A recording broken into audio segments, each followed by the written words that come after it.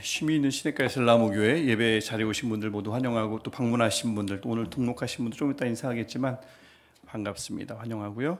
오늘 함께 읽을 말씀은 시편 143편 1절부터 12절까지의 말씀입니다. 좀 더운 분은 막 뛰어와서 더운 거죠. 실내 온도가 지금 높은 것 같지는 아직은 않은 것 같은데, 잠옷실에서 리모컨으로 이렇게 에어컨 조절할 때 좀 가리고 해야 거기서만 조절이 되고, 안 그러면 전체가 온도가 올라가요. 그러니까 리모컨이 센서가 좀 예민해가지고, 우리 시편 143편 1절부터 12절 우리 한 절씩 우리 교독하고 마지막 절 12절은 함께 읽도록 하겠습니다. 제가 먼저 읽을게요. 여호와여, 내 기도를 들으시며 내 간구에 귀를 기울이시고 주의 진실과 의로 내게 응답하소서. 주의 종에게 심판을 행하지 마소서. 주의 눈앞에는 의로운 인생이 하나도 없나이다. 원수가 내 영혼을 핍박하며 내 생명을 땅에 엎어서 나로 죽은 지 오랜 자같이 나를 암흑 속에 두었나이다. 그러므로 내 심령이 속에서 상하며 내 마음이 내 속에서 참담하니이다. 내가 옛날을 기억하고 주의 모든 행하신 것을 읊조리며 주의 손이 행하는 일을 생각하고, 주를 향하여 손을 펴고 내 영혼이 마른 땅같이 주를 사모하나이다. 여호와여, 속히 내게 응답하소서. 내 영이 피곤하니이다. 주의 얼굴을 내게서 숨기지 마소서. 내가 무덤에 내려가는 자 같을까 두려워하나이다. 아침에 나로 하여금 주의 인자한 말씀을 듣게 하소서. 내가 주를 의뢰함이니이다. 내가 다닐 길을 알게 하소서. 내가 내 영혼을 주께 드림이니이다. 여호와여, 나를 내 원수들에게서 건지소서. 내가 주께 피하여 숨었나이다.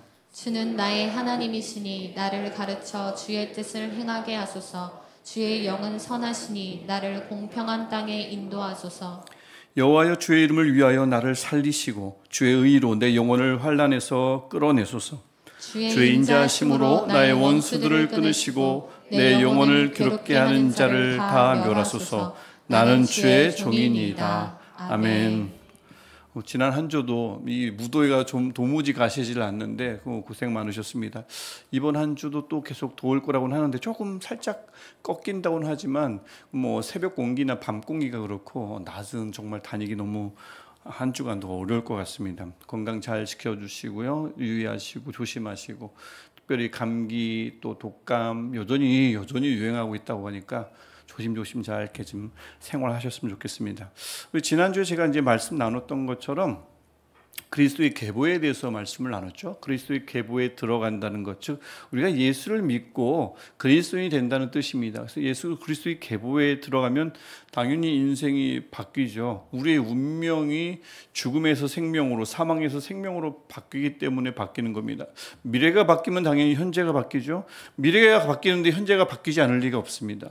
미래가 변하면 현재도 변하기 마련이고요. 그래서 여기 계신 모든 분들이 그렇게 우리의 운명이, 우리의 미래의 운명이 바뀐 것을 체험하고, 그러다 보니 현재 살아가는 내 모습이, 내 방식이, 바라보는 인생관이 다 바뀌기 마련인 거죠. 다만 이제 지난주 말씀드렸던 것처럼 주를 만나서 일어나는 인생의 변화, 이건 분명한데 이것이 과연 미래와 현재만 국한되느냐? 그것은 아니라는 것입니다. 주를 만나서 내 인생이 바뀐다는 말은 미래와 현재뿐 아니라 이미 일어난 과거에도 변화가 일어나는, 즉 보다 총체적인 변화를 말한다고 지난주에 말씀드렸습니다. 물론 이미 일어난 일이 어떻게 바뀌겠어요? 이미 쏟아진 물을 어떻게 다시 주워 담겠습니까? 그건 아닙니다. 하지만 예수님의 계보에, 그리스도의 계보에 속하면, 예수님을 믿게 돼서 다시 태어나면 이미 일어난 일도 그 의미가 달라진다는 것입니다. 마치 그냥 노래 가사처럼 지나간 것은 지나간 대로 그런 의미가 있죠 라고 하는 뼈 있는 노래 가사를 반복하는 것도 아니고요, 지난 경험은 다 피가 되고 살이 된다, 밑거름이 된다라는 세상의 지혜를 다시 반복하는 것도 아닙니다. 그런 말이 아닙니다. 여러분, 하나님은 기본적으로 우리를 어떻게 선택하셨는가, 우리를 왜 구원하셨는가, 이 기본적인 원리들 이제 수요일마다 보고 있는데, 지난주에 봤던 에베소서 1장 4절 말씀을 보면 하나님께서 우리를 구원하시고자 작정하신 때에 관한 이야기가 나옵니다. 언제죠? 어젠가요? 살다 보니, 지나다 보니입니까? 아닙니다. 창세 전부터 우리를 정하시고 선택하셨습니다. 이게 하나님의 구원하시는 방법입니다. 살다 보니 갑자기 누군가가 눈에 띄어서 임기응변으로 애드립으로 한번 구원해 볼까 하고 건지시는 법이 없습니다. 창세 전부터 미리 계획하셨다는 거죠. 이 말은 뭐냐면 우리의 인생의 처음과 끝, 즉 인생 전체가 벌써부터 계획됐던 하나님의 그 구원 계획 속에, 하나님의 계획 속에 있었다는 뜻입니다. 이런 뜻이라면 예수를 구주로 믿는다는 것, 다시 태어난다는 것, 바로 이것을 믿는 겁니다. 나는 그냥 어쩌다 살다가 가는 인생이 아니라 창세 전부터 하나님의 눈에 들어왔고 하나님의 계획 속에서 태어났고 지금까지 살아왔고 앞으로도 살아갈 것이다. 이것을 믿게 되는 것이 믿음이지, 다른 것이 믿는 것이 아니라 하나님은 뭐 살아계시니, 하나님은 내 예배를 받으시니, 이런 믿음보다 정말 근본적인 믿음은 내 인생이 처음부터 끝까지 창세 전부터 나를 눈여겨보신 하나님의 손에 붙들려 있다. 이것을 믿는 것이 믿음입니다. 이 진리를 믿는다면 그동안 내가 살아오면서 내게 일어났던 일이 불운이었다, 우연이었다, 이렇게 말하지 않는 것은 절대 이상한 일이 아닙니다. 그렇게 말할 수가 없어요. 벌써부터 계획됐다니까요. 우리 삶은 때로는 그것이 당연히 아픔일 수 있죠. 지나간 일들이 우리에게 슬픔일 수 있습니다. 내가 원하지 않는 일들일 수 있어요. 늘 어떻게 기쁨이겠습니까? 하지만 지나간 일들이 아픔이든 기쁨이든 지난날의 과거는 그냥 버리는 카드인 셈 치고 지금부터가 중요하지, 앞으로가 중요하지 라고만 한다면 하나님을 제한시키는 겁니다. 하나님은 어떤 하나님이요? 어제도 계셨고 지금도 계시며 장차 곧 오실, 즉 알파와 오메가가 되신 하나님이십니다. 근데 하나님을 믿게 된 그 당시부터 그 앞으로가 중요하다고만 한다면 하나님을 시간의 한쪽에 가둬두는 것이 됩니다. 굉장히 잘못된 것이죠. 그래서 이 하나님, 지금 말씀드렸듯이 우리 하나님은, 주님은 우리의 인생 전체를 벌써부터 계획하신 분이고요. 그래서 그분께 붙들린 자는 지금부터도 당연히 중요합니다. 예수 그리스도를 만났을 때부터 이유가 중요합니다. 하지만 그 이전도, 그 과거도 은혜로 재속되는 것이 하나님을 만난 복입니다.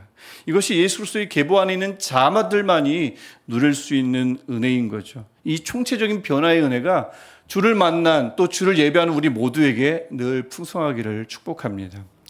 그래서 물론 이 예수 그리스도의 계보 안에 있다고 해서 살아보셨으니 알잖아요. 아무 문제가 없는 건 아니죠. 신앙인으로서 살아오다 보면 다들 겪어보셔서 알겠지만 순탄하지만은 않습니다. 우리 인생 전체에서, 즉 하나님의 계획 속에서 태어나고 앞으로 영원한 삶, 그걸까지 다 합쳐서 인생 전체라고 할 때 이 땅에서 삶, 80년이든 90년이든 100년이든 이 땅에서 삶은 점으로 찍기도 짧은 순간입니다. 그 짧은 그 삶 속에서 우리는 아등바등 하잖아요. 그 삶 속에서 삶이 녹록치 않을 때가 참 많습니다. 그리스도인이라도 마찬가지예요. 살아보시니 그렇죠. 오늘 함께 읽은 143편을 지은 다윗, 예수 그리스도의 조상이라고 마태복음 1장 1절에서 말했던 그 다윗의 상황을 봐도 그렇습니다. 이 다윗이 시편을 굉장히 많이 지었는데 그 시편을 하나씩 읽어보면 다윗은 어찌나 그렇게 하나님의 응답을 받고 싶어 하는지, 오늘 1절을 보더라도 여호와여 내 기도를 들으시며 귀를 기울이시고 응답하소서, 제발 좀 응답하소서라고 하나님께 아뢰입니다. 하나님이 아침마다 하나님께서 다윗에게 찾아가서 말씀하시고 잠들 때 말씀하시면 이런 기도가 다윗에게서 나왔겠습니까? 늘 말씀하시는 하나님을 겪었다면 다윗이 왜 이런 기도를 하겠습니까? 그 다윗이, 예수 그리스도의 조상인 다윗마저도 하나님이 침묵하실 때가, 아무리 하나님께 아뢰도 하나님이 응답하시지 않는 시점이 있으니까 이렇게 3번이나 들으소서, 귀를 기울이소서, 응답하소서 외친단 말이죠. 어찌나 그렇게 탄식할 일이 다윗에게 많았던지 수시로 이렇게 하나님께 매달립니다. 특히 다윗에게는 그를 괴롭히는 사람들이 주변에 그렇게 많았어요. 늘 나를 좋아하고 나를 응원해 주는 사람만, 하나님의 사람이라고 하더라도, 다윗이라 하더라도 늘 그런 우호적인 사람들만 주변에 있었던 것이 아닙니다. 괴롭히는 원수들이 그렇게 많았습니다. 오늘 3절을 보더라도 주변에 괴롭히고 헐떠는 원수들로 인해서 다윗이 암흑 속에 두었나이다라고 할 정도로 캄캄했습니다. 앞이 캄캄했어요. 여러분, 사람을 정말 힘들게 하는 것도 사람이고요, 사람을 정말 힘나게 하는 것도 사람입니다. 사람과 사람과의 관계 얼마나 중요한지를 몰라요. 사람이 사람에게 그렇게 중요한 존재입니다. 오늘 다윗을 그렇게 아프게 하고 캄캄하게 만드는 사람들을 다윗이 앞에 두고는, 곁에 두고는 다윗이 어떤 마음을 가졌다고 합니까? 다윗이 영적인 사람이죠. 하나님 마음에 합한 자입니다. 하나님과 늘 동행하는 사람입니다. 하지만 4절을 보시면 그의 마음은 아무리 이 사람이 건강하고 단단한 사람이라더라도 마음이 상할 대로 상해 있습니다. 4절 말씀 우리 함께 읽어보겠습니다. 그러므로 내 심령이 속에서 상하며 내 마음이 내 속에서 참담하니이다. 아멘. 다윗이라도 맷집 좋아 보이죠? 하지만 다윗이라도 그렇게 마음이 상할 대로 상해 있었습니다. 참담한 상황 가운데 있었어요. 그래서 어떤 분들은 이런 참담한 상황을 다윗의 죄와 연결시키기도 하지만 오늘 본문의 상황에서 다윗이 불의했기 때문에 하나님이 심판하셨다 보기는 어렵습니다. 이 143편은 사람이 살다 보면 겪게 되는 고난이 있죠. 어려움이 있죠. 나를 괴롭히는 사람들 만나게 되잖아요. 살다 보면 우리가 겪게 되는, 하나님의 사람이라도 우리가 경험하게 되는 그런 보편적인 상황을 143편이 보여주고 있습니다. 물론 하나님은 죄악을 싫어하시고요, 죄값은 반드시 묻는 공의로운 분이신 건 맞아요. 하나님은 그러신 분입니다. 특별히 요즘 우리 새벽에 에스겔을 읽고 있는데 에스겔의 하나님은 우상숭배를 누구보다 싫어하시는 분입니다. 우상숭배, 하나님보다 다른 것에서 만족을 얻고 행복을 얻는 우상숭배, 이것을 하나님이 매우 싫어하시므로 하나님은 그 우상숭배에 대한 대가는 반드시 치르게 하시는 분, 이분이 우리 하나님이심을 에스겔에서는 우리 새벽마다 우리가 읽으면서 우리가 깨닫고 있습니다. 하지만 사람이 겪는 모든 고난이나 환난이 늘 죄로 인해서 오는 것은 아니라는 거죠. 그 대표적인 예가 하나님이 고난을 허용하셨던 욥의 삶에서 우리가 볼 수 있는 겁니다. 그게 대표적인 경우입니다. 따라서 우리가 살다 보면 이런 경우를 제가 많이 들어요. 진짜 많이 듣습니다. 막 고난을 당해요. 역경을 겪습니다. 그러면 내가 요즘 기도를 덜 해서, 말씀을 덜 읽어서, 무슨 잘못을 돌려서 그런 것이 아닌가. 내가 요즘 내 정성이 요즘 부족해서 하나님이 나를 이렇게 곤두박질치게 만든 것은 아닌가, 나를 힘들게 한 것은 아닌가, 이렇게 생각할 때가 있는데, 정말 그런 사람들 자주 보는데, 이런 생각은 그렇게 건강한 생각은 아닙니다. 이런 생각은 광대하신 하나님을 작고 얄팍한 신으로 축소시키는 것입니다. 유럽에 아주 꼬장꼬장한 할아버지들이 많은데 그런 할아버지처럼 만들어버린 거죠. 내 좁은 사고의 틀 안에 크신 하나님을 막 우겨 넣는 것입니다. 그렇지 않다는 거죠. 다윗도 2절에서 고백하듯이 생각해 보세요. 하나님의 눈앞에 의로울 수 있는 사람은 사실 객관적으로 아무도 없습니다. 그렇죠? 아무도 없어요.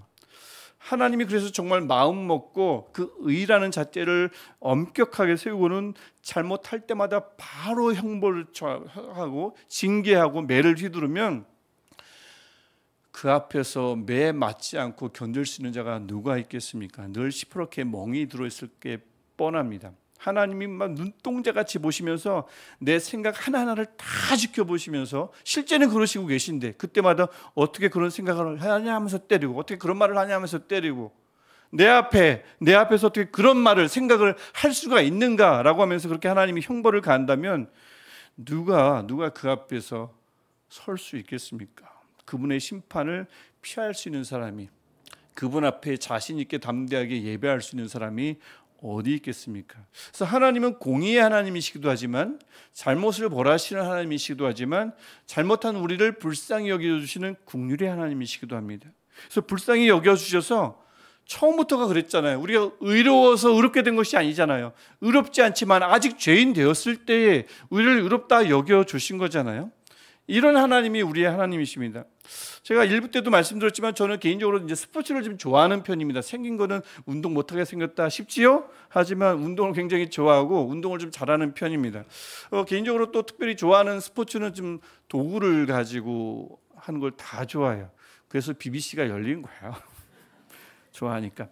뭐 테니스도 좋아하고 배드민턴도 좋아하고 탁구도 좋아하고, 특별히 축구와 야구 중에 축구보다는 야구를 좋아합니다. 축구는 영국 가서 배우게 됐고 다 축구하니까 하게 되더라고요. 영국은 축구 없으면 안 돼요. 그래서 그렇게 하게 됐지만 개인적으로 정말 좋아하는 스포츠는 야구입니다. 그래서 지난주가 제가 휴가를 보냈는데 평소에는 야구 볼 시간이 없어서 한번 틀어봤어요. 틀었더니 야구 하더라고요. 그래서 한참 보고 있는데 띵 하고 울리는 게 있었어요. 평소에도 알고 있었는데 타자들이 나오는데 확 칭찬하는 타자가 있습니다. 여러분 야구 아시는 분들 아시겠지만 좋은 타자는 타율이 몇 할이죠? 3할 타자를 좋은 타자라고 합니다. 3할이 야구 모르시는 분은 3할이 뭔가 싶은데 10번 나와서 3번 치는 타자입니다. 7번 못 치는 타자입니다. 3번 치고 7번 아웃되는 타자인데 그 타자를 향해서 좋은 타자라고 합니다. 못한 게 2번 이상 많아요. 안타 3번 치는 동안 죽은 게 7번입니다. 하지만 희한하게도 이 야구라는 것이 못한 것보다 잘한 것을, 못한 것보다 잘한 게 훨씬 더 작은데도 그 잘한 것을 칭찬하는 스포츠가 야구라는 생각을 하게 됐어요. 늘 좋아했고 늘 보던 야구였는데 지난주 중에 그게 갑자기 머릿속에 탁 남더라고요. 우리 가정, 여러분의 가정은 어때요? 여러분 다니시고 있는 직장은 어떻습니까? 또 교회는 어떨까요? 혹시 정반대는 아닌가요? 거꾸로 7번 잘하고 7할이에요. 7번 잘하고 3번 못해도 못한다고 난리 나는 것이 혹시 가정이거나 직장은 아닙니까? 제가 누군지도 지금 정확하게 알고 있는데 한 교수님이 우리 와이프는 말이야, 여자분들 왜 그러신 거예요? 남자로서 이야기하는 거예요. 우리 와이프는 10가지 중에 내가 9가지를 잘해도 하나를 못하면 다 10가지를 못한 것처럼 그렇게 난리를 쳐. 이게 아내들만 그런가 여친들도 그러나요? 남친들 어떤지 모르겠어요. 한 교수님이, 성결대학 교수님이 그러시더라고요. 공감이 되기도 하고 공감이 안 되기도 하고 그랬는데 만일 하나님이 3번의 안타보다 7번의 실패의 책임을 묻고 인내하시지 않고 매번 심판하시면 이 교회는 완전히 멍석마리의 장입니다. 그런데 그렇지 않잖아요. 하나님은 3할이 아니라 1할 타자도 좋은 타자라 여기시는 분 아니겠습니까? 의롭다 여기실 때 기준이 1할이 아니라 0할이었는데 우리를 좋은 타자라 여기신 분이잖아요. 그렇지 않으면, 하나님이 그런 분이 아니라면 이해가 안 되는 거예요. 하나님께 울부짖으며 매달리지 않는데, 하나님 앞에 의롭게 살려고 몸부림치지도 않는데, 노력하지도 않는데 왜 아무 일도 일어나지 않는 거죠? 왜 그렇지 않은데도 별 문제 없이 살아가는 그리스도인들이 왜 이렇게 많은 거죠? 하나님이 그런 긍휼의 하나님이 아니라면 이건 이해할 수 없는 일입니다. 벌써 다 두드려 맞았어야 돼요. 하지만 그렇지 않잖아요. 또한 만일 하나님이 그렇게 사람의 행위에 바로바로 반응하는 분이라면 정결한 삶을 살며 예배하며 기도하고 아버지 앞에 무릎 꿇기를 밥 먹듯 하는데도 이게 도무지 상황이 호전될 기미가 1도 보이지 않고 내게 등 돌린 사람들이 다시 호의를 보일 것 같지 않고 도무지 아무것도 변화되지 않을 것만 상황이 계속 지속될 때 이거 어떻게 설명하겠습니까? 하나님의 행위에, 사람의 행위에 바로바로 반응을 하는 분이라면 이럴 리가 없죠. 하나님은 우리의 기대와 우리의 생각과 다르게 움직이시는 분이 분명합니다. 7절에 다윗도 보십시오. 7절 보시면 아까 1절에서 응답하소서, 귀를 기울이셔서 들으소서 했죠. 7절에서 말이 바뀝니다. 여호와여 속히 내게 응답하소서. 속히. 대답을 안 하시거든요. 그렇게 응답해달라고 외쳐도 대답을 안 하시니 다윗이 하나님께 재촉합니다. 얼른 좀 응답해달라고. 왜냐하면 내 영혼이 피곤하니이다. 애타게 기도하고 아뢰도 하나님이 묵묵부답이다 보니 지쳐요. 사람이 지치죠. 아무리 기도해도 응답이 없으면 사람은 지치죠. 그렇게 부르짖다 지쳐가는데도 하나님은 깜깜무소식입니다. 여러분 8절 이후에서부터 보면 다윗이 얼마나 그 현실에서 벗어나고 싶었는지 알 수 없어요. 정말 어려운 현실이었거든요. 8절 보시면 2절에서 아까 암흑을 얘기했었죠. 8절 보시면 아침에 주의 말씀을 듣게 해달라고, 내가 다닐 길을 알게 해달라고 부르짖잖아요. 9절 보시면 제발 내 원수들에게서 건져달라고. 11절 보시면 나를 좀 살려주시고, 죽겠으니까 나를 좀 살려주시고 내 영혼을 환난에서 끌어내달라고 기도하고, 12절 사실 하나님의 사람은 이렇게 기도하면 안 되죠. 저 원수들을 끊어달라고, 내 영혼을 괴롭게 하는 자들을 다 멸해달라고, 나는 주의 종이잖아요 라고 해서 하나님께 나를 미워하는 자들을 없애달라고 하는 기도까지 할 정도로 다윗의 현실은 비참했습니다. 참담했습니다.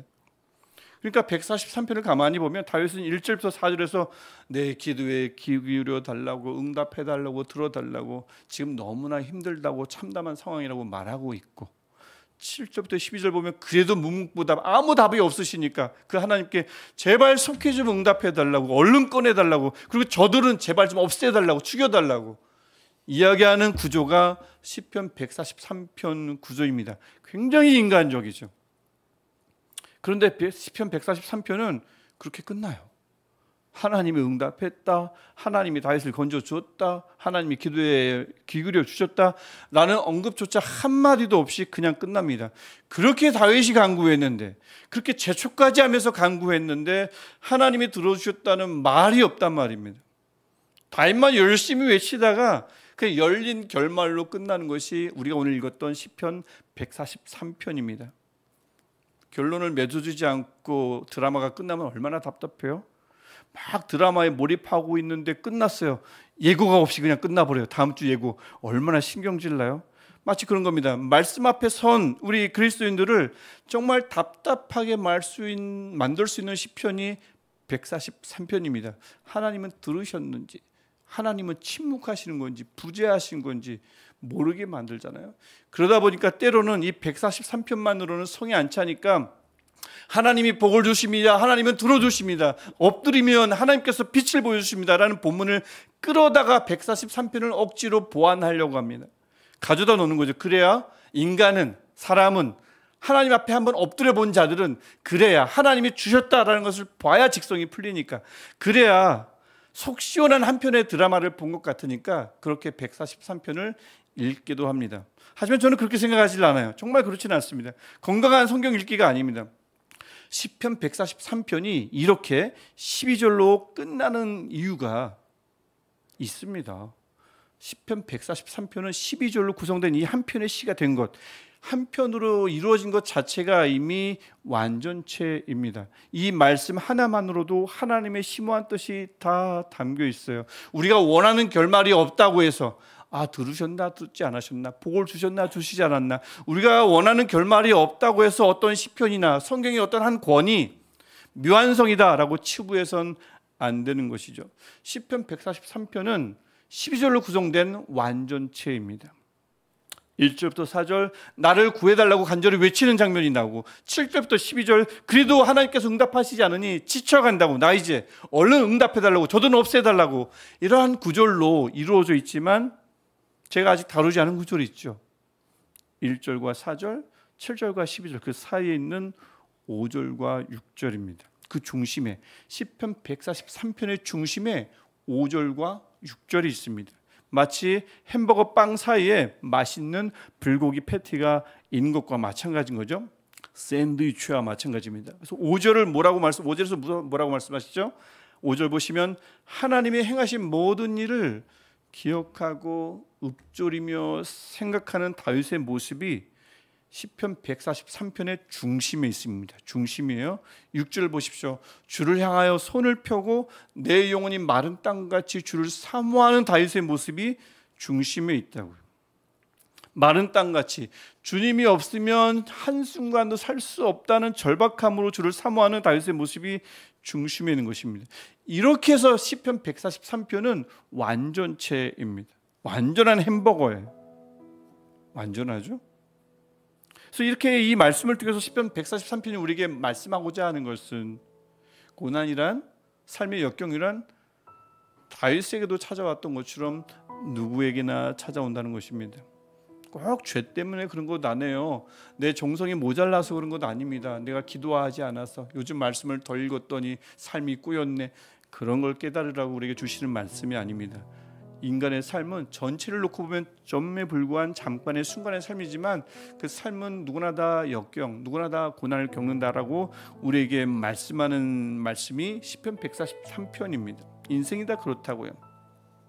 그러다 보면 다윗처럼 우리도 나약한 인간이니까 우리도 1절부터 4절처럼 기도하죠. 귀를 기울여 달라고, 응답해 달라고 외칩니다. 캄캄하다고, 암흑 속에 있는 것 같다고 외칠 때가 많습니다. 그래도 하나님은 응답하시지 않을 때가 있어요. 그럼 7절부터 12절에 나오는 것처럼 제발 좀 빨리 응답해 달라고, 나를 괴롭히는 사람들을 좀 없애 달라고 기도하면 안 되는 기도를 할 때도 있습니다. 143편은 우리에게 말씀합니다. 당연하다고, 그게 자연스러운 거라고, 어려우면 힘들면 응답해 달라고 간구하는 것은 당연한 것이라고 오늘 말씀은 우리에게 그것을 깨달으라고 말씀합니다.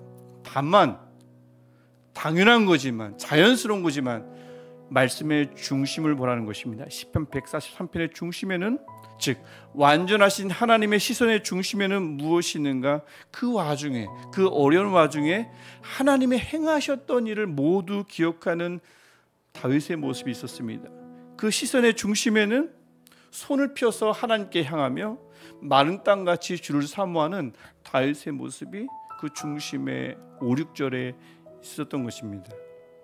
다윗은, 또 우리는 욥의 친구들처럼 잘하면 하나님이 바로 상 주셨으면 좋겠고, 잘 못하면 하나님이 당장 벌 주셨으면 좋겠고, 이런 마음을 나도 모르게 가질 때가 있습니다. 하지만 오늘 말씀은 우리에게 이야기하죠.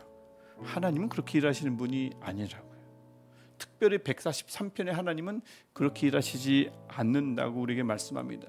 정말 하나님이 원하는 것은 그것보다 우리가 당신을 기억해 주기를 바라시고요, 당신을 마른 땅같이 사모하는 갈급한 마음으로 내 손을 펴서 하나님을 향하길 원하시는 것, 이게 하나님이 원하시는 것입니다. 어찌 보면 그래서 우리 시각에는 상도 없죠, 벌도 없죠, 응답도 없죠. 143편은 그저 하나님의 침묵, 하나님의 부재, 하나님의 방치, 하나님의 유기로 가득한 본문 같지만, 별로 은혜가 되지 않는 본문 같지만, 사실 143편은 어떤 시편보다 하나님의 깊은 마음이 뚜렷하게 담겨있는 완전한 하나님의 말씀인 것입니다. 이게 바로 시편 143편, 우리 함께 읽었던 이 본문의 고결한 가치이죠. 사람은요, 영은 약한 인간의 입장에서 수시로 하나님의 부재를 경험합니다. 내가 더 절박할수록 하나님의 말씀은 더 잘 들리지 않을 때가 있어요. 하지만 오늘 말씀은 우리에게 말씀하는 거죠. 오히려 그 경험을 통해서 하나님의 깊은 마음을 더 알게 될 것이라고. 이것을 알리는 말씀이 오늘 우리 함께 읽었던 말씀인 것입니다. 저는 확신해요. 이렇게 하나님을 향해서 손을 펼치고 하나님을 마른 땅같이 사모하는 마음으로 하나님을 향하고 하나님의 행하신 일을 기억하며 아버지 앞에 섰다면, 결국 다윗이 원했던 것처럼 하나님은 그에게 얼굴을 보여주시고 갈 길을 알려주셨으며, 아침에 흑암이 아니라 더 이상 흑암이 아닌 아침의 주의 말씀을 들려주셨을 것이라 저는 확신합니다. 왜 아니시겠습니까? 왜 하나님이 그렇게 해주시지 않겠어요? 그래서 오늘 말씀은 우리에게 깨달으라 합니다. 정말 먼저 해야 할 일이 무엇인가? 가장 우선이 어디에 있는가? 하나님의 시선에 우리의 시선을 맞추는 것입니다. 하나님의 시선의 중심이 있는 곳에 우리의 시선의 중심이 있게 하는 것입니다. 하나님이 내시는 음에 우리가 공명하는 것입니다. 하나님이 미 하면 우리도 미 하는 거죠. 오늘 143편에 하나님이 내시는 음은 무엇입니까? 하나님이 행하실 일에 집중하는 것보다, 물론 기대해야 되죠. 하나님이 행하실 일은 많습니다. 하지만 행하실 일보다 하나님이 이미 내게 행하신 일을 기억하는 것, 이것이 하나님께 우리를 향해서 내뿜는 하나님의 의미인 것입니다. 어떤 일을 하셨나요? 창세전부터, 갑자기가 아니라 어느 날 우연히가 아니라 창세전부터 우리를 선택하시고 아무 공로 없는 우리를 자녀 삼으신 일, 아니 이것보다 더 큰 은혜가 어디 있다고요? 이것만으로도 충분한 은혜인 줄 믿습니다. 이게 은혜입니다. 이게 하나님 오늘 내시는 하나님의 소리입니다. 여기에 공명하시기를 바라고요. 두 번째, 우리의 손을 한번 보십시오. 늘 하나님께 어떤 마음으로 손을 드시나요? 청구서, 선결제 후청구, 청구서 올리느라 바쁜 손은 내리라는 거죠. 마른 땅같이 하나님을 사모하는 마음으로 그분을 향해서 손을 펴라고, 이게 하나님이 원하시는 마음이라고 오늘 시편 143편은 우리에게 말씀하고 있습니다. 우리 그래서 간절히 바라기는 오늘 이 시간 우리가 하나님이 행하신 일에 집중하고 그분이 행하신 일을 기억하고 읊조리고 생각하는 저와 여러분 되시기를 축복합니다.